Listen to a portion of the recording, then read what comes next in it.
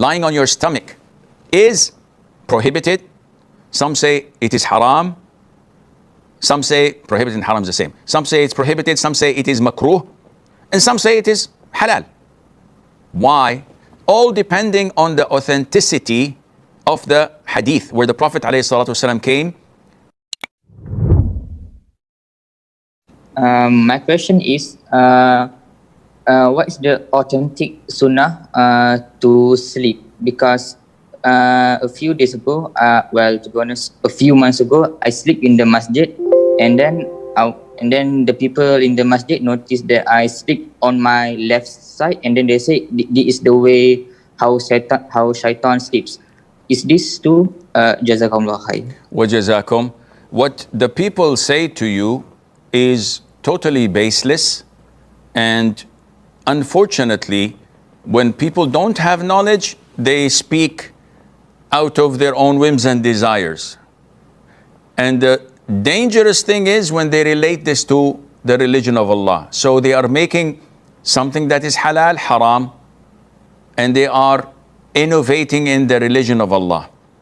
The Sunnah, as per the hadith of Al-Bara ibn Azib, may Allah be pleased with him, that the Prophet instructed him sallallahu alaihi wasallam, whenever he wants to go to bed, that he performs wudu as if he were to pray, and then to lie down on his right side and to say the dua. This is the Sunnah. However, the scholars say that there is no prohibition in lying on your left or your back. Some scholars said that lying on your belly, lying on your stomach, is prohibited. Some say it is haram. Some say prohibited and haram is the same. Some say it's prohibited. Some say it is makruh. And some say it is halal. Why? All depending on the authenticity of the hadith where the Prophet ﷺ came and saw a man sleeping on his stomach in the masjid. So the Prophet pushed him with his foot, waking him up and telling him that this is the way that Satan sleeps. And in another narration, the Prophet said that this is a format of sleeping that Allah detests and hates. But the hadiths are not authentic. And logically, the Prophet wouldn't blame someone for an action he is doing while asleep, because the pen of accountability is uplifted when you're asleep. You're not accountable for your actions. So this is why the scholars said that it is permissible to sleep on your stomach without any problem, because there is nothing supporting it from the authentic hadith. However, sleeping on your left, I don't know anyone who ever said that this is not permissible, or it is the way that shaitan sleeps, or it's beloved to shaitan. So what the people told you in the masjid is totally baseless. Muhammad Abdul Aziz from Sri Lanka, he says he's got problems with insomnia, so he doesn't sleep. He took medication, Prozac, but I think Prozac is for depression, but whatever. And he was well for a period of time. Then he stopped it. And this is a common mistake a lot of the people, the patients, do. You must not quit such medication on your own, especially medication given to mental patients or by psychiatrists or psychologists or whatever. You have to gradually leave them bit by bit as per the schedule set by the pharmaceutical companies and by your physician or your doctor. You should not just say, I'm going to quit. This is very dangerous. So now he cannot sleep. And he says, is there anything in Islam to help in this? To my knowledge, there isn't. But also to my knowledge, I know through experience and fact that usually insomnia is caused by either mental pressure, things that occupy your mind, or due to physical problems. The physical problems are solved with medical doctors. They will make their checkups and say that you have a deficiency in this or that, and they will supplement it, hopefully. But when you have a lot of things cooking up here, this is when you tend to get insomnia. And one of the best cures for all of your stress, depression, anxiety, fear, is to believe in Allah Azza wa Jal. And everybody says, Sheikh, we all believe in Allah, we all pray and fast. Akhi, we all practice Islam.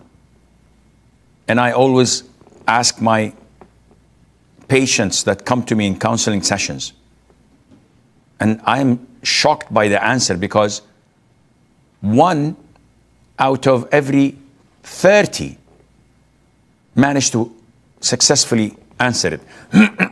I ask people, after they tell me their problems, do you know the 6 pillars of Iman?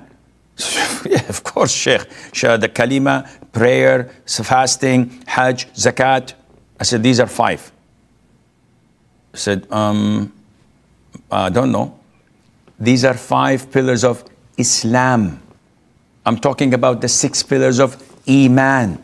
And they say, oh, no, I don't know those. And I said, subhanallah, the essence of your religion is based on these pillars, as in the hadith of Jibreel.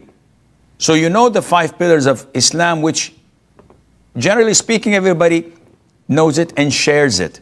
Everybody does it. They're Muslim, but on the surface, we can judge them. What's deep inside is your aqeedah, is the essence of your religion, the 6 pillars of Iman. To believe in Allah Azza wa Jal, the Day of Judgment, to believe in the angels, to believe in the prophets and messengers, to believe in the scriptures, and to believe in predestiny, the divine decree, whether good or bad. This one we have a deficiency in. If you trust Allah, if you believe in Allah, if you surrender all your affairs to Allah Azza wa Jal, knowing that everything was predestined 50,000 years before Allah created the creation, before Allah created the universe. 50,000 years before that, everything was written down and done with. So it's written in the preserved tablet that I, Asim, will drop the pen at this specific date, this specific hour, this specific second. Exactly. It's written. If, may Allah preserve us, the light should fall upon my head and kill me, it's written. Should I have anxiety saying, okay, I think I'm going to move a little bit, I don't know what's going to happen? No, because it's going to happen when it's going to happen. You cannot evade that. You cannot avoid it. You cannot escape it. When you have this belief, when you have this content of whatever is to happen will happen, you will not have any anxieties. You will not have any fears. You will not have any worries or stress. Your rizq has been registered 50,000 years before Allah created the universe. It's going to come to you. No one can stop it. No one can increase it. No one can decrease it. So why worry? Why do you worry about your job? Why do you worry about the health of your child? Yes, we're humans. We grieve. We may be saddened. We may be a bit worried. But look at the Prophet ﷺ and Abu Bakr when they were in the cave while migrating from Mecca to Medina, and the idol worshippers and the soldiers and the enemy forces were right on top of them. Abu Bakr said, Prophet of Allah, if one of them were to look under his feet, he would see us. What did the Prophet say, ﷺ? Oh, you're right, Abu Bakr, what can we do? No. The Prophet said, ﷺ, Abu Bakr, what do you think of 2? Their third is Allah Azza wa Jal. Look at this iman. Look at this confidence. This is content. This is tranquility thrown in the hearts of a believer. And it's a very high level. You can get there easily, but you have to work. You have to open your eyes. You have to know your religion. You have to know Allah Azza wa Jal. And wallahi, you will have no problems after that, bi-idhnillah Azza wa Jal.